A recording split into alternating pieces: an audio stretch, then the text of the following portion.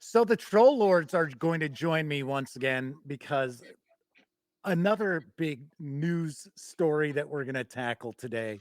I believe that there is some more Gary Gygax created material that's going to be arriving from Troll Lord Games on Kickstarter.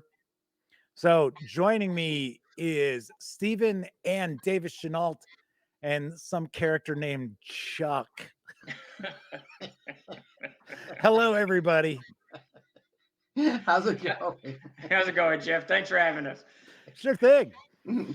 So let's talk about what's cooking because I know a lot of people were really excited. In fact, we talked about this not that long ago Yeah. when the Hermit, which is based on my life, was up on Kickstarter for Troll Lord Games, which did really well. Did very well. So there's some follow up to that, and I'm pretty excited to hear about it because I got to be honest, I really don't know about what's coming to Kickstarter. That's uh that's the rub there too. We're diving into probably what was uh for us working with Gary's culminating work. He really there was a whole bunch of projects that he was working on. Castle Zygag, everybody's heard about. Home Many Pains Adventure Path, and then he had a board game, Kings of England, Kings of France. He was wanting to do. But the GFW series was the Gygaxian Fantasy Worlds, and that's what's coming to Kickstarter. This was a series of books. It was very near and dear to his heart. It started with a book called The Canting Crew, then there was The World Builder, and five more that we published after that. And the idea that he had, and this is the first thing that he pitched to us when we called him in 2001 and said, "Hey, we would love to publish some adventures." He was like, "No, don't really want to do that, but I got these books I would love to publish." And he pitched the Gygaxian Fantasy Worlds. And it was just this open ended series of RPG design and world building and role playing books. Really built for the entire community. They weren't written for CNC or D&D or whatever game system. They were written for anyone who role plays and anyone who designs adventures and runs games. Game masters and whatnot, and game designers. And really, a lot of them you can use if you're just a writer. You can tap into these things. So we did like seven of them. I believe we published seven. We're working on another three when the licenses were pulled. But Mhm. they cover city creating cities and thieves guilds and the underclass, the world building, which is populating a world with all kinds of fleshing out a world with trees and types of buildings and cities and rivers and all kinds of it's indescribable. And there was a book of names. Then we had a how to design an adventure. That was book five. Book three was living fantasy, and it was creating a fantasy environment with all of the people, monsters, and everything that goes and magic that goes into that. The sixth one we did was nation building. The seventh one, Cosmos Builders, and those were kind of self-explanatory. But all of these books were these open-ended, encyclopedic how-to create for RPGs. So essentially, they were toolkits. Yeah, absolutely. That's the perfect word for it. So, Stephen, what you're saying is that originally Troll Lord Games had published, was it 7 volumes? 7 volumes in the series. Yeah.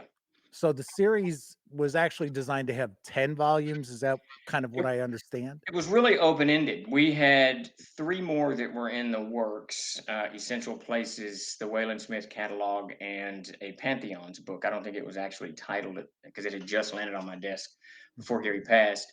Um, and even beyond that, I pulled up the list the other day. There was another five beyond that. There was a seafaring book. There was a World Builder 2, and a few others I can't remember off the top of my head. So it was really what he was trying to do was just he wrote some of them, he co-wrote some of them, and then he was hiring people that he felt had a good grasp on the subject matter to write, this new book that would go in this encyclopedic of knowledge. So I don't think he really had an end game. I think he just, as long as we could, until we have the entire subject of what goes into running games and building worlds and creating adventures, Volume 37, yeah, I mean, Yeah. it was Fantasy Rocks. right.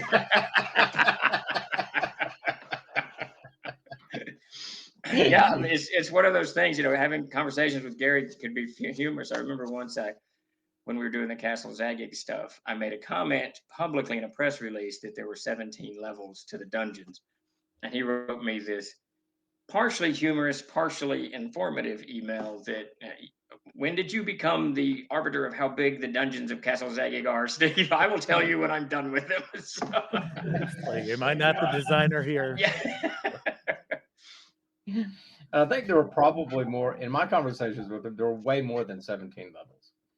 He had dozens of adjunct little levels and stuff like that attached to him. But he was really in the last couple of years. He was getting, as Davis knows, he was getting really fired up about these projects. Yeah, and that's it. I think that was sort of the magic. He had really reached what he had been gaming. God knows how long when he started gaming. I can't even remember now what year. But all this information that he had accumulated over the years, he held so much of that in his head. I mean, he could speak to virtually any topic that you would bring up. And he was really pouring it out on paper, and that's where it comes out in the Gygaxian Fantasy World series. This is how thieves work, okay? And he had voluminous amounts of knowledge on thieves and how the underclass of the world work.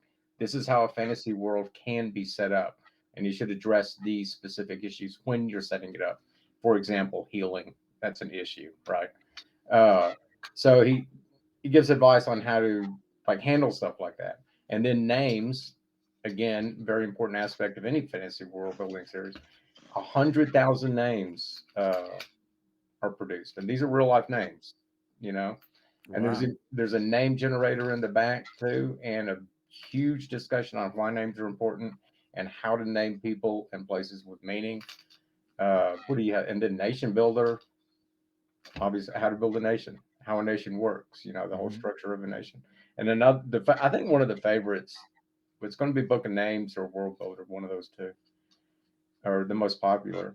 And World Builder, just everything you need to flesh out your world. I mean, lists of flowers, lists of trees, river types, structure types, what pieces of a structure are, like lintels and stuff like that. Weapons, all kinds of stuff. It's just an encyclopedic amount of knowledge, and all gamers. Should I assume that there are a lot of pole arms? There are pole arms, yes. There are a lot of pole arms. Quite a lot of them. Yeah. And then I went overboard with adding pole arms to the weapons book. I've even got more pole arms. That's volume 40. Yeah. Fantasy pole arms. Every single pole arm now. Clocking in at 300 pages. Yeah. So it also sounds as if this series would be perfect for authors who are looking to world build for their fictional, novels and things like that. It's not necessarily only aimed, or I should say, maybe it's not only useful to game masters. No, I think you're spot on. I think that any one of those books is perfect if you're writing fiction or, and designing this type of stuff. Even video game designers, you can use this stuff. It really helps flesh out everything that you're doing. And so a lot of the content is for players. Living Fantasy and Book of Names, great player books. If you're designing players, designing characters for fiction, characters for TV, whatever. The books really are just, Gary had been, like David said, he'd been gaming and writing for many, many decades. And clearly he had an aptitude for game design since his game is one of the most popular in the world.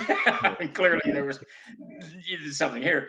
And I think that he was more than excited to bring all this out so everybody could to dive into it. And that's what we're going to bring back to Kickstarter. So let's talk about what you've got planned for Kickstarter. So we launch on March 11th. That'll be our launch date, and we're going to have the Kickstarter structured so that you can buy in at all 7 volumes if you want, support all 7 volumes if you want, and one pledge level.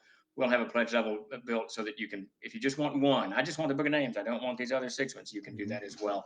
And we'll have a pledge level that allows you to build out from that. So if I say you want 3 and not 7, but more than 1, so we'll make it as kind of elastic, is that the right word, as we can for the backers to get in there and get exactly what they want. Now we're going to have some really exciting, some flexible pledges, yeah. Yeah, I mean, this isn't one of those. This isn't a series. There wasn't even. We're going to put volumes, volume 1 through 7, maybe 1 through 10 on these. But originally conceived, I don't think Gary really saw it that way. These were just books. You don't, if you're making a city environment, you can get the canting crew and move on. So it wasn't one of those. I've got to have, all of them for them all to work. That really wasn't what he intended. Oh And yeah. I think that's important to note that they each individually can stand alone. So, for example, and the easiest one I think to pull off the shelf would be the Book of Names. Yeah. Uh, and I know that there are hundreds of name generators out there now. I don't find them particularly useful, but this Book of Names I find particularly useful. And I always go back to it, despite all the name generators you can The find. problem with the name generators, and this came up in a conversation the other day, that the problem with these name generators, they're good or they're bad or whatever. But if I'm sitting behind the screens, or if I'm on a mad writing roll, creating something, and I have to stop and go to the internet and go through a bunch of CAPTCHA and watch a bunch of advertisements run along the Oh side, yeah. Oh yeah. whatever. At that oh, look point, at that auto playing video here. Yeah, great. right? Suddenly I'm on, some weird whatever.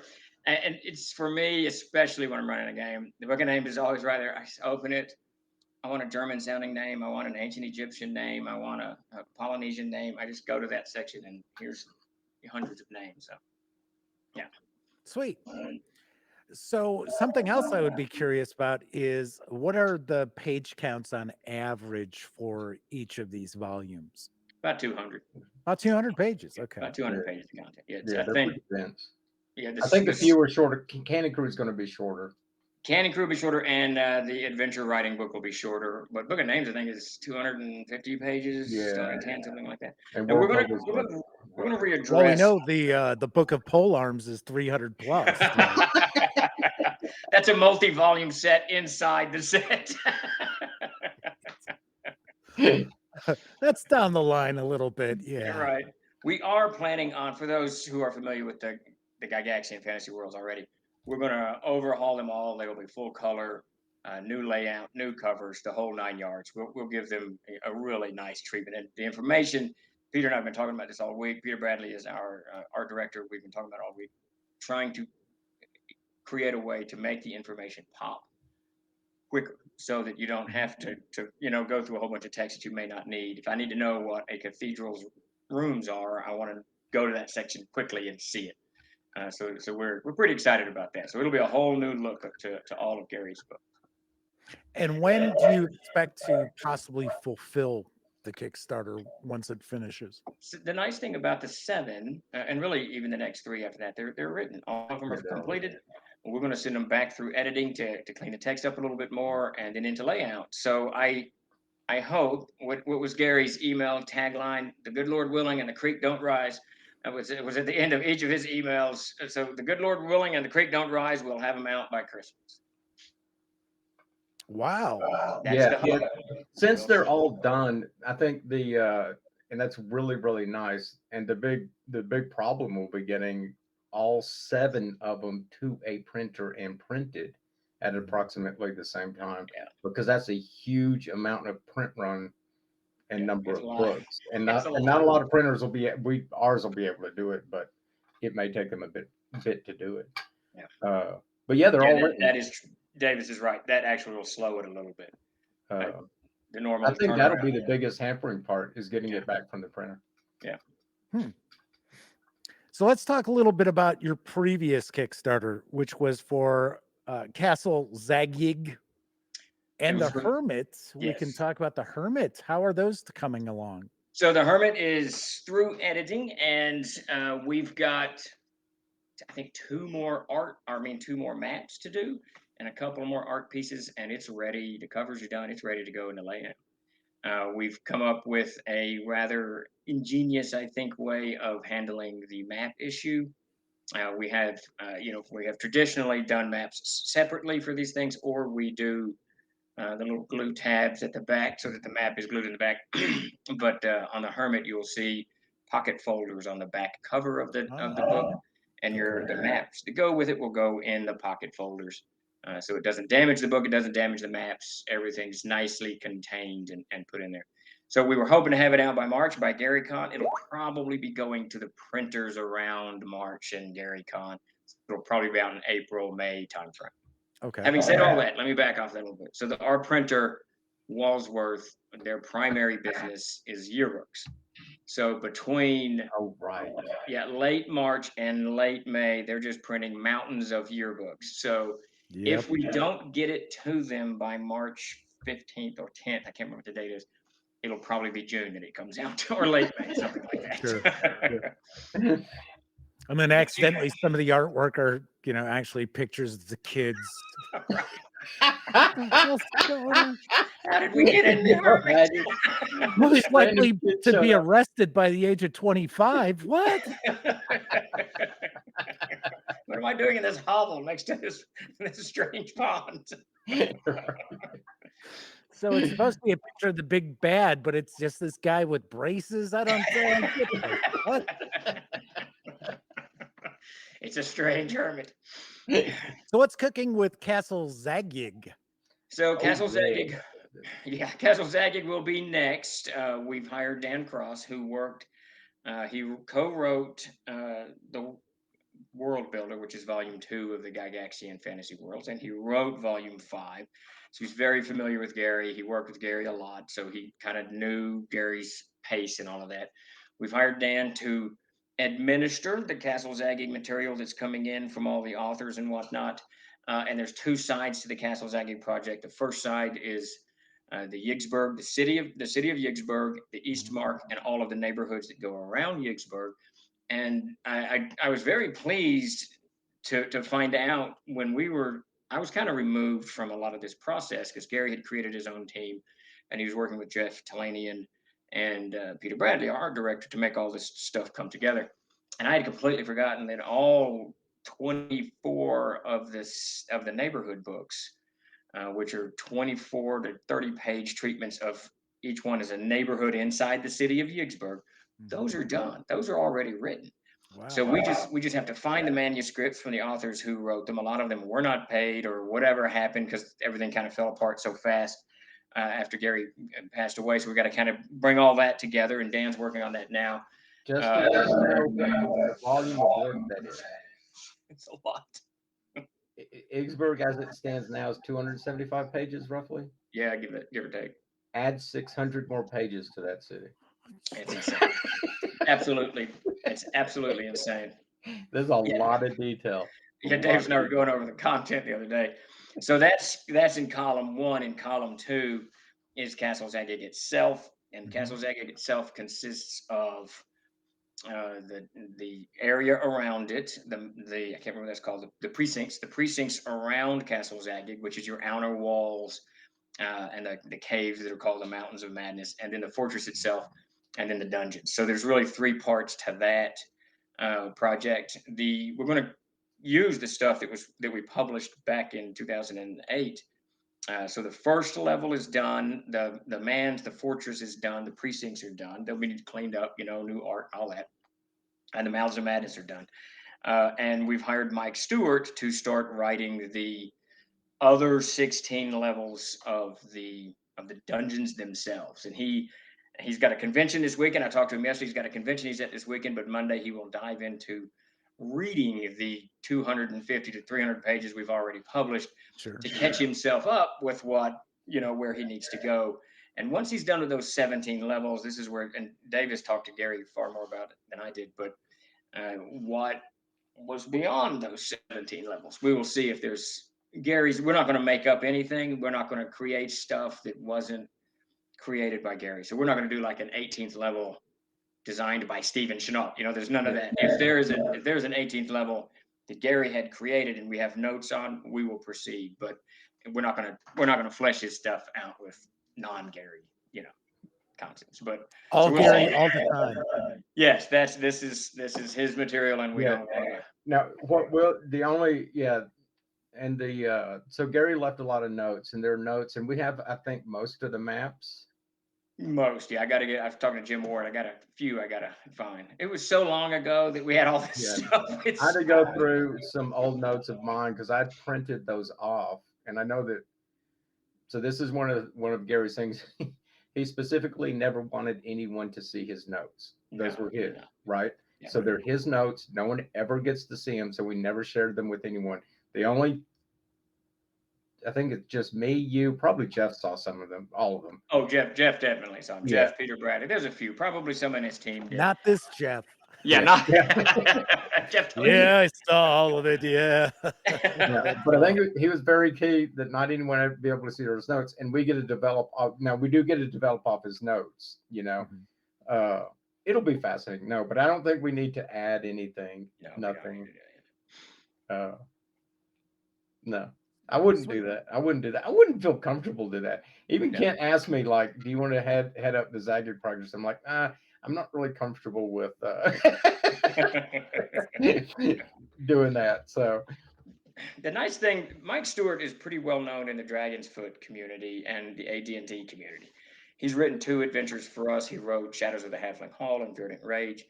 And if you haven't yet, and you are an AD&D hound like I am, go pick up Shadows of the Halfling Hall. It is an AD&D adventure for CNC. Mike did a brilliant job at it. It's the only adventure that I've run. I've been running the same crew since the 80s, 85 or something. And they got about 2/3 of the way through the dungeon in Shadows. And there were so many traps that Mac finally said, we're out. We're leaving. We can't. They left the dungeon. It was really funny. Isn't that a low-level adventure too, if I Yeah. remember right? Yes, Isn't that it's- it's I think Yes. introductory, right? yes, 2nd or 3rd level. Yeah, Yeah. it's not super high. but it actually is really difficult. Very difficult. But the old D&D adventures, the played. D&D stuff was, I mean, G1, G2, these are not easy adventures. No, they're not. Even Hamlet. Hamlet's Even- not. No. No, Yeah, I think those frogs. those. I think they're a bane on a lot of I gotta AD&D tell you, players. I'm running the A series, the Undying War, but I dropped Hamlet at the beginning of it. That's where they started. And we had a character killed in front of the moat house, swallowed by a frog. It's like a flashback. Don't ride your horse over that drawbridge to Do not do it. the boat house. Nope. I think that's where I learned garnered this dislike for giant frogs. And that and something happened with mushroom men at some point, because those are the 2 creatures I'm just like, no, I can't do it anymore. Dude, this is what we're gonna do. Davis and I are gonna sit down and we're gonna revisit the moat house.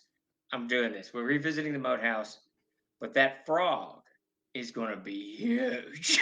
After all the adventures it's eaten. Oh yes, no, it's Yes. gigantic. He's eaten so many characters. It's so And there's big, just it can huge barely piles move. of equipment, just mounds of equipment all over. It's a 10th level adventure now. Yeah. Gentlemen, anything else you'd like to share about what's cooking over at Troll Lord Games, or maybe about the upcoming Kickstarter? Davis, you mind if I dive in and No, tackle this? go ahead. Because I'm just going to talk about how many pole arms I put in the book. So, amidst all of this Gary Gygax stuff, and this is actually kind of it's in sync, whatever the word is, kismet, I don't know, whatever, when everything kind of lines up nicely. We have almost completed removing the open gaming, the SRD material from Castles and Crusades. Yes, indeed. I got probably another 5 days. By Friday next, I'll be done with the Player's Handbook. The CKG won't take much, and the M&T is mostly done as well. So in the 2nd quarter of this year, so as we are after the Gygaxian Fantasy Worlds Kickstarter is done and closed, 2 months after that, we will have a crowdfunding campaign probably. We may do a pre-order system. We're kind of looking at it, where we are going to start rolling out the 10th printing of the Player's Handbook and the 6th printing of the Monsters and Treasure and the 5th printing of the CKG, the new printings of everything, and it'll be cleansed of all the SRD material. Super excited about that. So this is, I mean, it's going to be fun. A lot of good stuff. Funny enough, I thought the 10th print run of the Player's book was already out. I don't know why. Well, at a certain point, and we've kind of internally, and even on our store, we've stopped talking about printings because it doesn't really matter. you can play even after we've removed the SRD content. You're going to be able to take your 8th printing and still play the game. There's nothing's really changing. Nothing changed. No. Spell names is about it. Even in the class section, I finished the collection. Very little of that. Most of that's we created it. So you can take your 3rd printing and just roll with it. So we've about kind of dropped the whole printings for us. This is the latest one. This one, the 10th, will be a little bit special because it is without SRD. It'll be the first time the CNC's out without the OGL. But we're super jazzed on that. Absolutely super jazzed on. I'm glad you mentioned the printings, because Castles and Crusades comes up in conversation with us on the live show and chat with people all the time. And I've had people say, they're confused. They're like, so I see this is the 9th printing, and then this is the 5th printing of that book, and then this one's on its 3rd. What am I supposed to pick up? And I have pointed out that, number one, you just need the player's book, because that's all the rules. And you can get and go pick up Monsters and Treasures. Yes, and you can get it for free. I tell people that and link to that all the time. Yeah. But it's good to hear that you're kind of moving away from making a big deal about what print run it is, because it is confusing for people. I think people get it confused with editions, and then they don't, Yes. 1st and 2nd, 3rd. Which edition am I playing? We get that a lot. And that's one reason, I guess about a year ago, and just before the OGL SRD mess hit, we had kind of all discussed, all right, we're dropping printings. We're just making the books. And of course, then the OGL fiasco occurred, and we're like, son of a bitch, we got to do something. That's what I call it, actually. I call it the open game license fiasco. That's it's what, exactly what I call it. It just occurred to me how much so the gaming community has internalized the idea of editions now. Yeah, that actually comes up, because so that's the last decade and a half, really, the new edition thing. Because most people just put out a game and that was it. Other than AD&D 2, I think. I can't remember. I mean, so we're just going to call it Games Castles. Workshop. I mean, it's like every 3 years they've got to have a new edition of their games out there. We're just going to call it Castles and Crusades. So we have a Castles and Crusades Kickstarter coming up 2nd quarter this year with the 3 core books. Oh, did we decide to do that as a Kickstarter? We may not be on Kickstarter. We're looking at it. Maybe Kickstarter. We may or may not crowdfund it. We are looking at a pre-order system on our own front.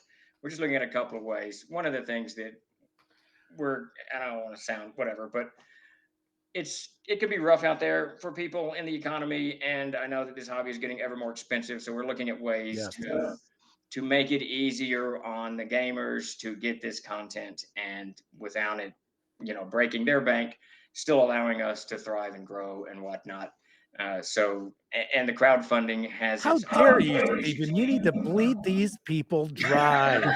And this has come up for discussion as well. Because Ken and I have been on this bandwagon since we started the company. Because I was the one who convinced Kent to bankrupt the company by selling the player's handbook at like $9.95. That was the original push. No, wow. I was like, there's no way, we can do that. We can't charge this much for a thing. And then eventually we did it for a while. And when Kent came back and told me, like, we're losing $1.05 on each book, I was like, wow, okay, well, this isn't gonna work. So prices necessarily have to go up. I mean, but I had even suggested, and I don't know where we are in this conversation last year. I know Kent brought it up last week again, is a payment system where you just pay a little bit every month or whatever. We want to set up a payment system on our store.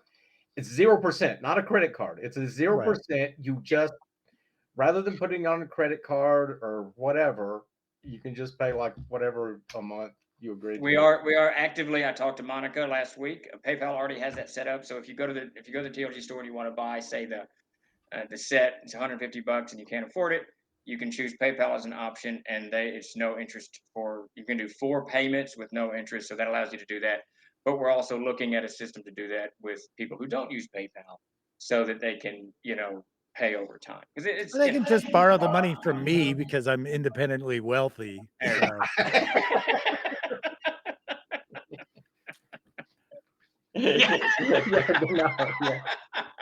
If that were the case, nobody's going to be playing Castles and Crusades. Sorry, everybody.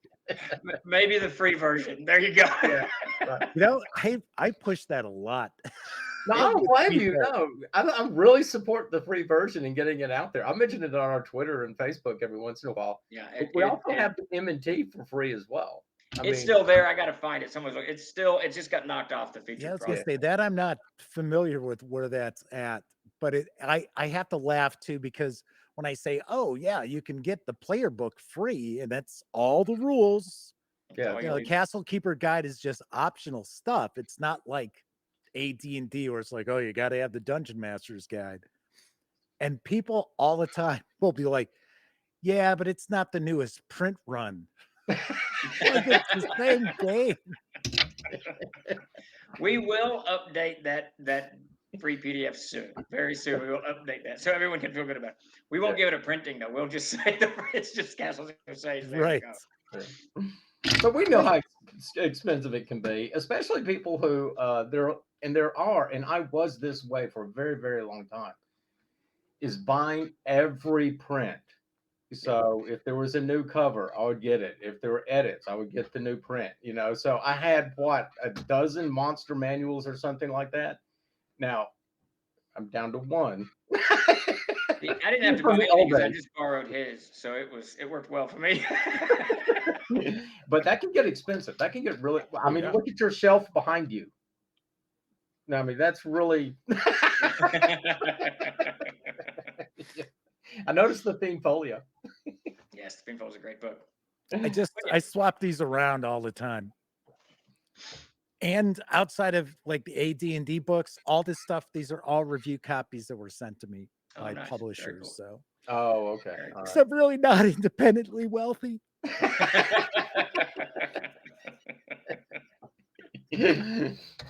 That's fine. I'm trying to look at is that Dark Sun back? No, I can't. Oh no, that's Path. I was looking at the back trying to figure them out. I have got, well, it's purposely out of focus too. So that's kind of a, you know, an aesthetic these days where it's like, God forbid everything's in focus. Oh yeah. Subject. So I've got some Warhammer Fantasy role play. I have got some Kobold Press. I'm pretty tight with all these folks. Paizo Inc., Pathfinder, the new remaster, the latest Solitaire Adventure 4, the game that I've run for decades, Call of Cthulhu. The brand new The Walking Dead universe role-playing game from my friends over at Free League. And of course, the old Fiend Folio. Walking Dead. Now, here, Jeff, here's an idea. When Kent's up there, so Kent really, really, really loves The Walking Dead. I do. Run him through a Walking Dead scenario. Actually, Kent, have you ever played Call of Cthulhu? I haven't even read this yet. Oh, you have? Just showed up. I just have a lot of zombies walking around. Yeah. I just shared a first look at, in fact, I've got it sitting here, the starter set for The Walking Dead and the core rulebook. That was just earlier this week, actually. So I have not gotten into the weeds. I will say it's mechanically very simple. So that's good. That's always a good thing. That's like Castles and Crusades. That is the game I have run forever.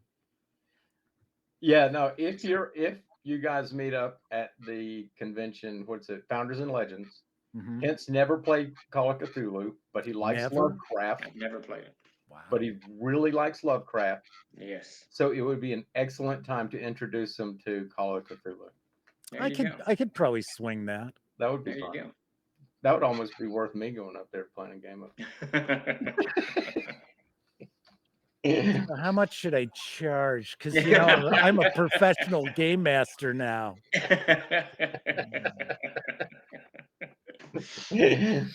I wish.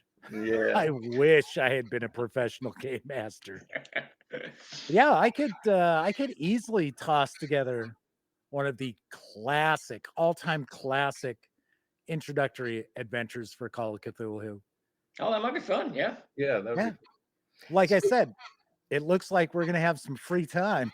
Yeah. So, and I think I'm there all week. So I had planned a trip in the middle of it, but I think we're going to cancel that. And so I may be up there all week.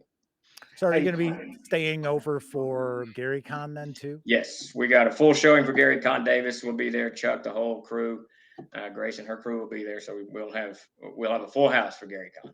Very cool. and I think Chuck has over 100 games set up, 100 games and events or close to it. or close to it, 100 events. So But that's uh, only because I couldn't attend. wait, So because I'm attending Founders and Legends, Chuck made sure that there were absolutely no games of Castles and Crusades taking place. yeah, I'm really excited about Gary Con. Speaking of which, Gary's the board game. Kings of England, Kings of France. Kings of England, Kings of France. So that's slotted for some time in the future. I don't think it's in there yet. It's not in there yet. For next year, probably. Yeah, the next year. So that's a board game. Do we have the cards for it? Yes, Peter has all of it. The game was 90% laid out and done. He sent it to me the other day. All right. So if you could PDF me the rules, maybe I could run a game of that at GaryCon. Oh, Oh, wow. that'd be cool. That'd be That cool. would be fun. That would be really, really fun. Building an audience for the game, I see. Yeah. Madness. Madness. Now, has Troll Lord Games done board games in the past?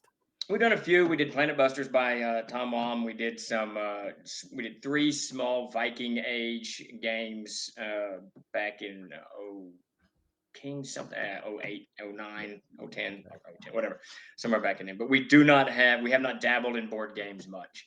It was one of the things. Planet Busters had just released, when Gary pitched Kings of England, Kings of France to us, and Planet Busters was selling pretty well. So we thought this would be perfect. Let's get into the board game market. Of course, then he crossed the bar and we lost the licenses, so it never happened, and we just shifted back to Castles and Crusades. Right. I'd Our love flagship. to. I'd love to kick back and get what's my board game? I forgot already. Cleaver the Pit. Cleaver the Pit as a board game. I think that would be a whole That'd lot. be great. Yeah, that would be fun to do. And then I would have a Look, place. a whole new avenue is opened up for the company. Yes, now. that's right. On your stream, we're shooting ideas on your stream right now. But so the big news on my part is that I'm wrapping up the arms book too. And just to let you know, there are 50 to I think maybe 60 new pole arms. On 50, top of everything that's come before. and then I've got 50 spears and 50 throwing spears. I differentiate them. And don't forget all those javelins you're also including, because those are different than spears. They're different. too. Yes, they are. And 120 swords. It's been fun. That is the Adventurer's Armory that should be coming out this spring. Encyclopedia of pole arms from Troll Lord Games. All right, any final thoughts that anybody would like to share with the audience? Just please head over and sign up for the notification on Kickstarter to sign up for the Gary Gygax Gygaxian Fantasy Worlds. The first 24 to 48 hours, we'll have some early bird, backer rewards. So please sign up so that you get notification immediately. You can get a hold of those. Those will include a raffle for some very special stuff taken from the Troll Lord Games vaults. Be sure to sign up for there. Yes, and that raffle, we're pulling just a few items out from our vault, personal collection, and we're raffling some stuff off just to the backers. Early bird Yeah, backers. you'll have to have backed the Kickstarter and stay Right. a backer to the end. Yeah. At a certain Are price. you allowed to do that on Kickstarter? Yes, you can do. You can't do coupons and stuff like that. They Right. don't at the pledge levels. You're not allowed to do things like that. But we certainly can raffle off things to people who have backed the Kickstarter. But Okay. they're pretty stringent on their pledge levels, what you can put in those. Right. That's why I was kind of curious. Yeah. Sweet. Yeah. Oh yeah. And of course, everybody's going to be able to see news about the Kickstarter on my live show. I'll be covering it. And of course, there will also be an article on thegaminggang.com. So everybody can stay tuned.